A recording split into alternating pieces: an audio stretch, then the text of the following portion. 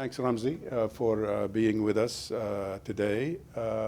By way of introduction, let me mention that Fugitive Dreams is a slightly fictionalized literary memoir illustrating, if you will, the past 50 years of life as far as the author is concerned, under occupation, initially in Palestine, and through personal stories and eventual move to the United States. So in a way, it's a personal documentary of the author's life and experiences and relationships, particularly in Palestine.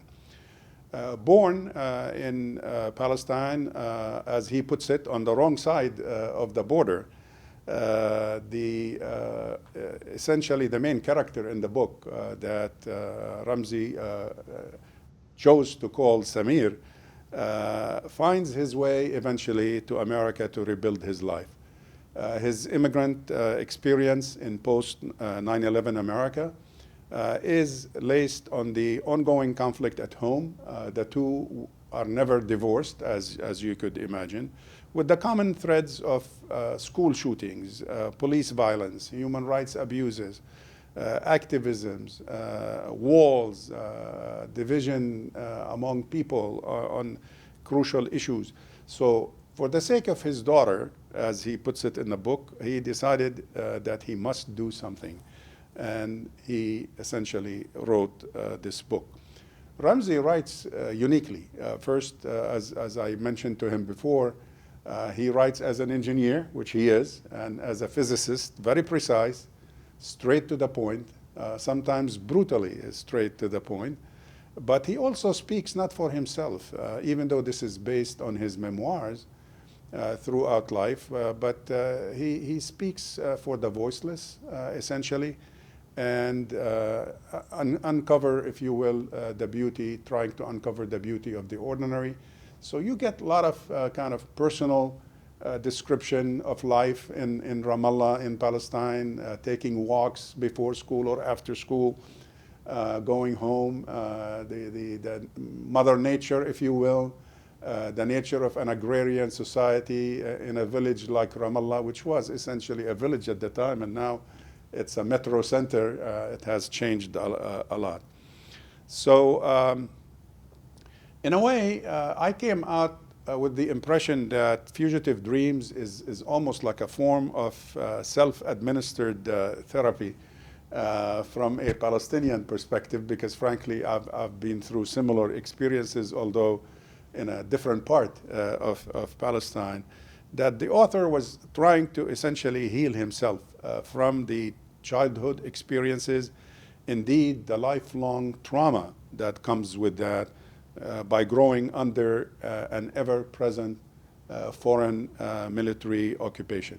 On the other hand, it's a selfless attempt by the author to help other children continuing to share the same experiences today in Palestine.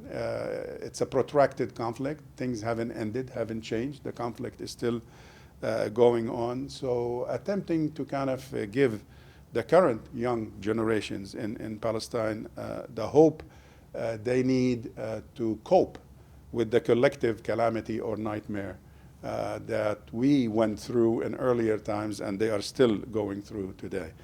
The bookish elf, in describing his book, and I'm quoting, said, "It's a scream that comes from the mouths of an entire generation. This book is full of shocking, poignant, and sublime moments, and it is delightfully fascinating, vividly evocative, and emotionally honest throughout." So let me just add, before we engage in the art of conversation here, prior to beginning his career as a writer, Ramsey, as I said, was a physics professor, noted for his computer models and that describe and predict complexity in nature. He holds a PhD in engineering from the University of Michigan, and he's currently working on additional fictional work. He's working on a romantic novella and putting together a collection of essays to publish. Ramsey, welcome. Thank you, Khalil, for this very warm introduction. Thank you. let's start, if you don't mind, Ramsey, with talking a little bit about you, the author. Will you give us just a couple of minutes, a brief introduction of your early life in Palestine, and particularly why did you end up moving to the United States? Okay. I was born in 1973 in Jerusalem. Mm-hmm. And even though I was born in Jerusalem, my parents were living in Ramallah. That's where I grew up. So that's in the West Bank. It's considered, Right. it's occupied at the time I was born, and it remains occupied. So usually when you think of an occupation, it's temporary. There was the occupation of Germany after World War II. That's the kind of occupation Americans are familiar with. And it's supposed to end. But this one has been ongoing for my entire life. No shelf life for that occupation, is there? Right. Yeah. So initially things were quiet until the first Intifada in 1989, 87 to 93. Right. And during that time, for most of that period, the schools were closed. And I tried to do some independent studies. My friends organized some educational activities. And nevertheless, my parents decided that our future is better off somewhere else. There was so much pressure. Their business was not doing well financially from the occupation. This was even before the Intifada. So with the Intifada, the pressure was such that many families left. And they were concerned about the children, in a way. You had several siblings, correct? Yeah, two of my brothers were beaten by the Israelis. Several of my friends were imprisoned, arrested, put in jail for throwing stones or suspicion or whatever. Which, by the way, most people in the States never think of that, but the majority of children in Palestine during the life of the occupation, a majority has spent some time in jail. The arresting children is a very common practice, Right. including today. A high percentage of prisoners in Israeli jails tend to be children. Yeah, I mean, during my time there, they would have like tens of thousands at any one time in, I wouldn't call them jail, they're really political prisons, Mm-hmm. where you go there if you're a Palestinian, if you're an Israeli, you can do anything, you can get away with it. In addition, I mean, today probably the number is 5,000 to 6,000 in jail.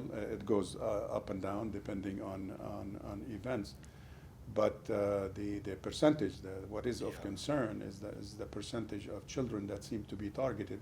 In addition to the fact that children sometimes are not taken to jail as much as put in jail at home, correct?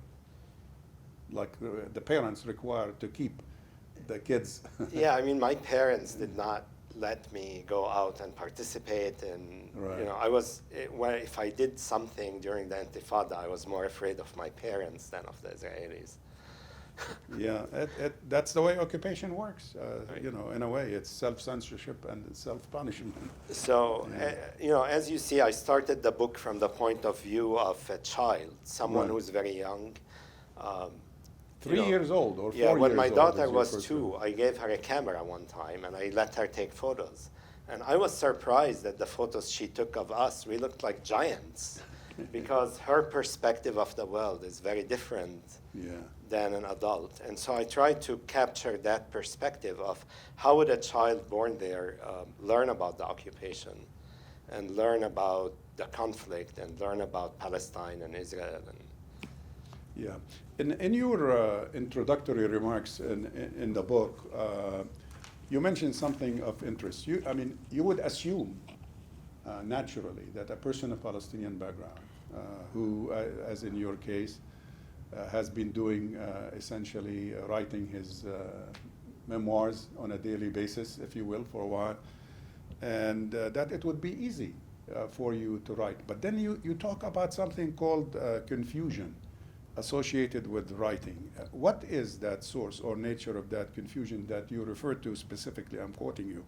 Confusion of competing names and identities, a linguistic tornado. What on earth is that?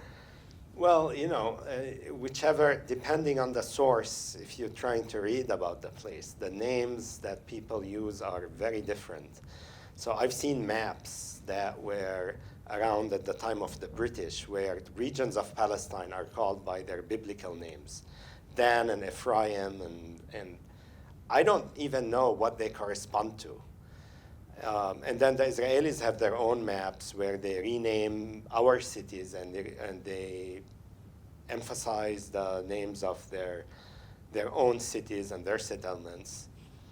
And then we have our own names. So every place in that place has multiple names. And most of the mapping and the naming has to do with conquest and claiming the land for a particular group of people and excluding others. And so in the book, I try to stay neutral, stay close to the ground, call places by their physical names, like the north for Nazareth and Haifa and those areas, and the coast for... without politicizing. Without politicizing it. Yeah, this is... Because I wanted the book to reach a broad audience. I didn't want to write it just for Palestinians. We already know the story. Right. This is very interesting because sometimes people take it for granted, this confusion, linguistic, if you will, but politicized at the same time, confusion of terminology. I mean, there's a whole dictionary that people under occupation have to memorize, and it's not usually their own choice.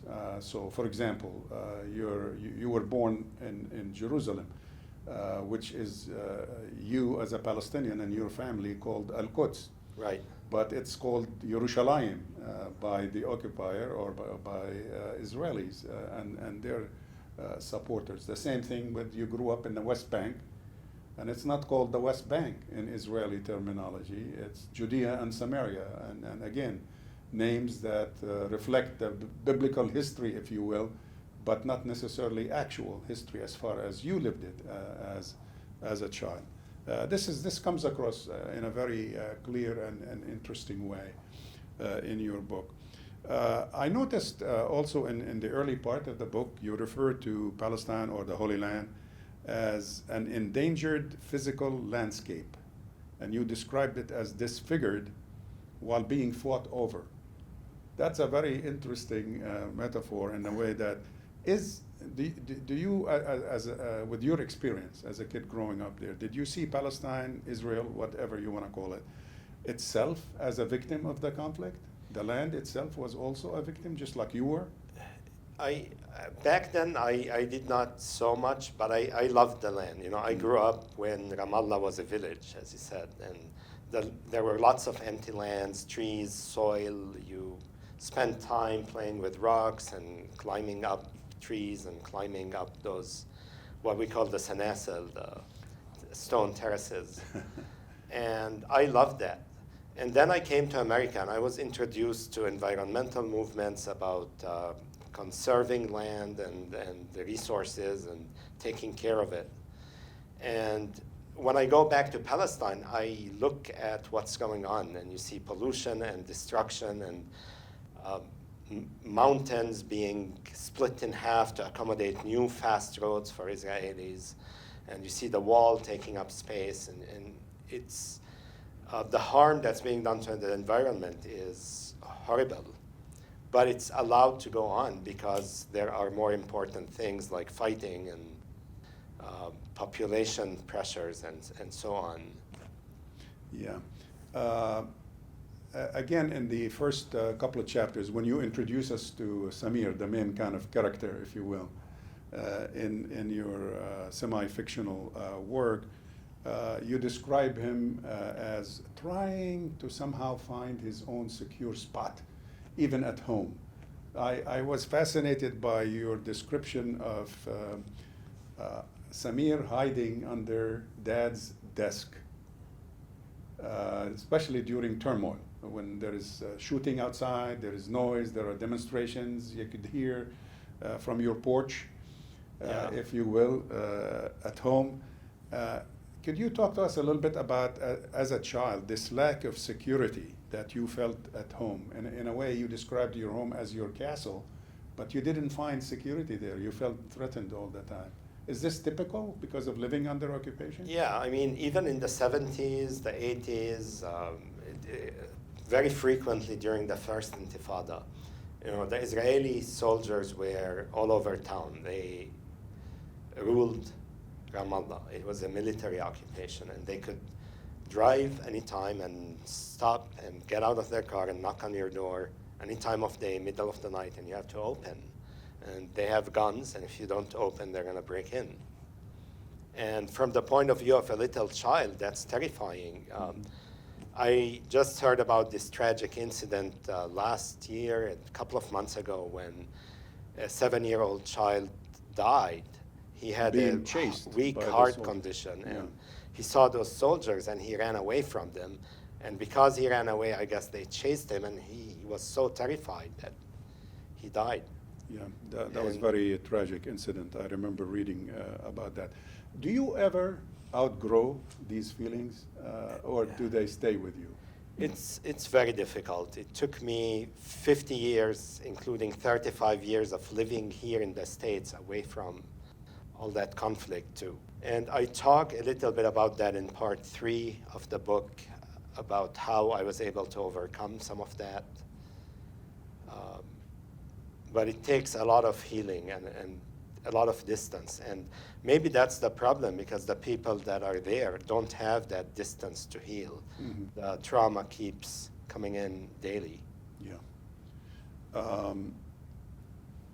I remember in the book, you kind of progress from age 3 to age 8 to age 12 to age 14, and you mentioned specific kind of incidents or developments, if you will. But there is a common ingredient in growing up in that environment where you have a military occupation, as you described, which is very pervasive.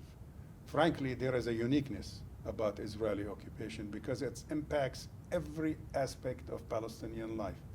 What you plant, what you eat, where you go, where you study, where you travel. It is even more pervasive than your typical, what you see in a history book or in a movie about foreign military occupation. I was fascinated by what you described, the impact of that occupation. You opened the window a little bit and gave us a personal view of how your interfamily relationships were impacted, your relationship with parents, your relationship with the grandma, your relationship with your brothers. Is it that pervasive? Did it really impact? Does it impact? Very few people talk about how families are impacted in Palestine. Well, when I think of my own family, we are now living in all over the world. I have a brother in Canada, a brother in Michigan, a sister in Jordan, a brother in Palestine. We are fragmented.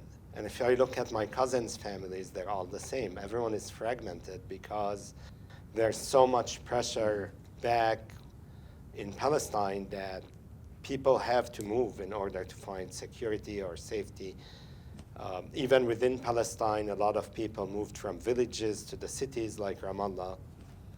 And there's always that restlessness that is forced upon us. Sometimes I wonder what happens if there was no Zionism. Like, this didn't happen. We're still Palestinians. My parents are still on the other side in Ramleh and Jaffa, where they were driven in 1948. And, life would have been very different for us.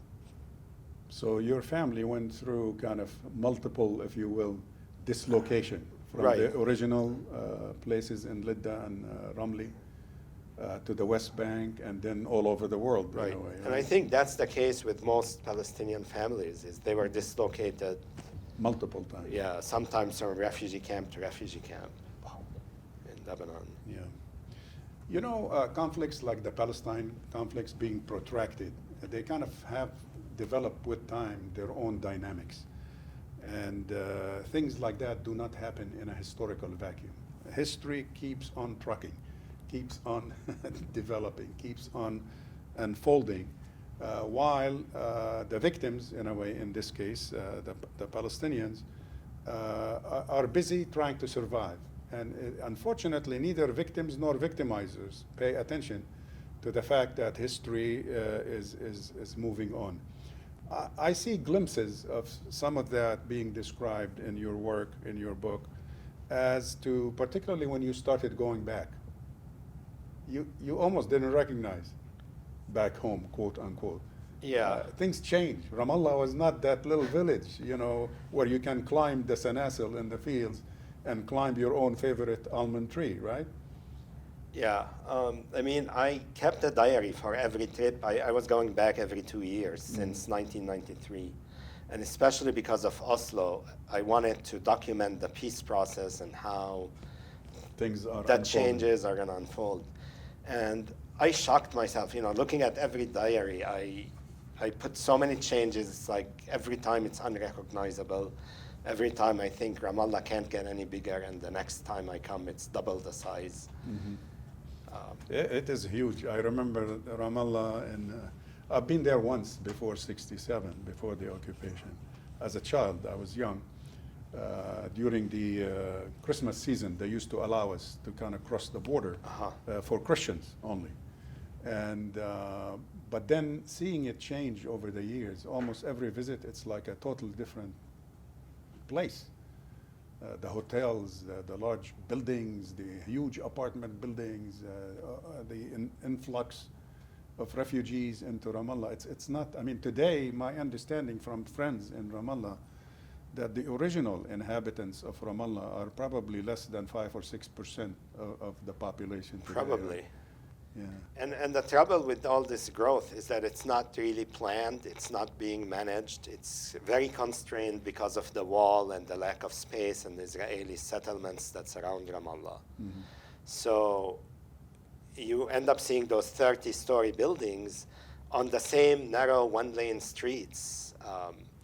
There's no place Without to park, infrastructure per se. no place to drive. So everything is very crowded. There's beeping from morning to night, and pollution, and when I look at people there, I see this prison mentality that's partly developed from the wall and from the occupation. In large part, it's driven by that, being in an enclosed space. Yeah. Let me move on to immigration. As a fellow Arab American immigrant, I'm sure I share some of the experiences you felt when we immigrate, especially from an old culture to a new culture like the United States. We bring some baggage with us, definitely. All immigrants from all over the world. That's not unique to Palestinians or to Arab Americans. But in this sense, you came here as a young student to the United States, and you had this whole experience of living under occupation in Palestine. Did moving to America and this whole talk about the American dream, the fact that America is much more stable and secure, did you find that security that you described early in the book that you missed living under occupation in Palestine? I don't think so. Why?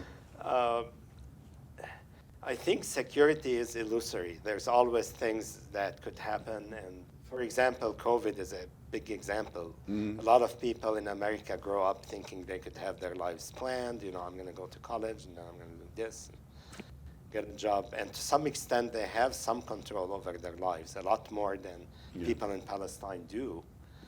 But something can happen anytime, anywhere, where you have to change your life completely. Yeah. And I think actually it was easier for me to deal with all the impact of COVID and the shutdowns and the isolation because I experienced the first Intifada. And so, okay, I know that major life disruptions are a part of life. And shutdowns were not necessarily alien. Right. Americans who were born here who did not experience something like that were completely shocked. They tried to resist the shutdowns and resist everything. You mentioned started going back, and you had multiple visits back to Palestine to check on family, to simply just check on your memories, if you will, of the place. And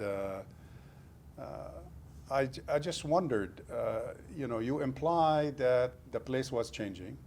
It was different. I almost didn't recognize Ramallah. You just said a few minutes back. Is stability, from your experience, where you grew up and where you ended up living today, is stability, security, or a solid foundation to life so elusive, did you find, based on your experience? I mean, when you go there, how do you feel? Do you you don't recognize the village that is now a city. You don't, relatives are not there, friends are not there. Occupation, though, is still there. But do you feel alienated from the place, or is it still that same solid, strong connection you had as a child to the land and to the trees and to the sanasil in the fields and so on? It's a very interesting question, because every time I go, I see lots of empty plots of land disappear and be replaced by buildings. So far, my parents' house is still there. So I have one point of reference that I can look back to and say that was the same. Mm-hmm. And the fig tree that's in the plot of land next to us, that was still there the last time I visited. I just heard from my brother that that piece of land is sold. So I'm very sad about what's going to happen to that fig tree. But as you can see, as less and less landmarks disappear from the previous Ramallah, my connection is fading. But at the same time, it's still my place of origin. It's still my country, my land. And it's a very difficult feeling. Right. Let me ask you about the notion of blame that we all struggle with. I mean, we know who caused what we went through as kids, and what the country is going through today, and who's responsible for that. You're educated, you're sophisticated. In terms of allocating blame, I noticed something kind of interesting in your line, where Samir describes his birthplace, Palestine, describes it as the promised land that miscarried her people over and over. Are you mad at? Well, I'm thinking historically in terms of, going back from biblical times, culture to after in between, culture, to the Crusades, to yeah, all the calamities that it seems every invader in the world has their eye on Palestine. right. The Mongols, and so historically it was never a safe or secure place. At the same time, it's my birthplace, it's my birth city. In spite of in a way, that feeling of abandonment, in a way. Yeah, I mean, I would say probably the second most common word after Palestine in the book is Jerusalem. Right. Which, being close enough, living in Ramallah, we were 15 minutes away, 15-minute drive. And so as a child, I grew up in Jerusalem. I would visit the city daily, and my dad had a business there. We would go to the old city frequently, and now it's cut off. I can go there and stay for 2-3 weeks, and if I don't have a permit, I cannot visit it.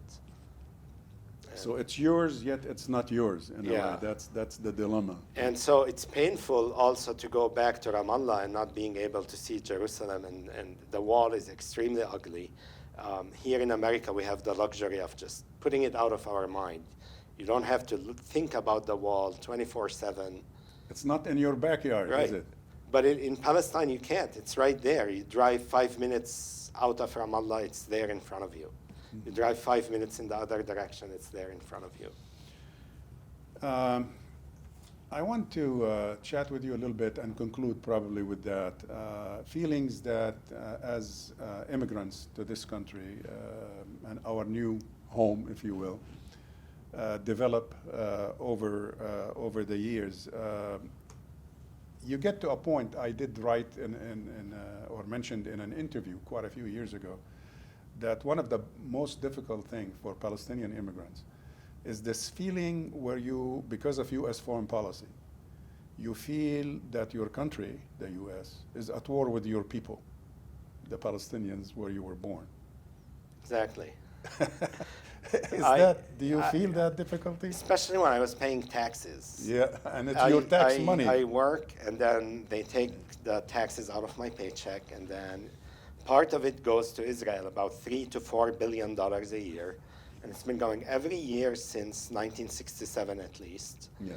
And more than $156 billion over that period. Regardless of which party is in power, Yeah. change presidents, Democrats, Republicans, the money keeps flowing. And so when you think about it, who built the wall? We did in America. The Americans financed it. Who built the settlements in the West Bank? We did. And that's been painful even though to we me. can consider them illegal and unhelpful, but that, Right. aid continues to be Or at somehow least, channeled to them. If that money doesn't go for something else, then they wouldn't have money to build those settlements. So even if the money doesn't go directly, it's still going to Israel. A lot of weapons are flowing. All those children that are killed daily by Israel, there were hundreds in the last year, and this year it's already been like 15 since the beginning, since January 1. And that's all using American weapons given for free to Israel. Okay, with that serious and somewhat depressing note, I think we will end our conversation here. Thank you so much, Ramsey. I would like appreciate it. to just change the mood slightly and read you one thing from the book. Let's conclude with that reading. Go ahead. From the end of the book. She asked to visit the city. I explained that the Israelis, whom she had encountered at the bridge, blocked us from going there. That night, before bedtime, she approached me whispering something. I leaned in and asked her to repeat it. She whispered again with eyes as wide as when I told her about seeing a fox on the trail. Tell me more about the Israelis. I immediately understood the weight of my undertaking. Her attitude toward them will be shaped by mine, not only what I tell her, but what tone I use and how I behave. Am I angry or fearful? Vengeful, perhaps? Apathetic? Ignorant?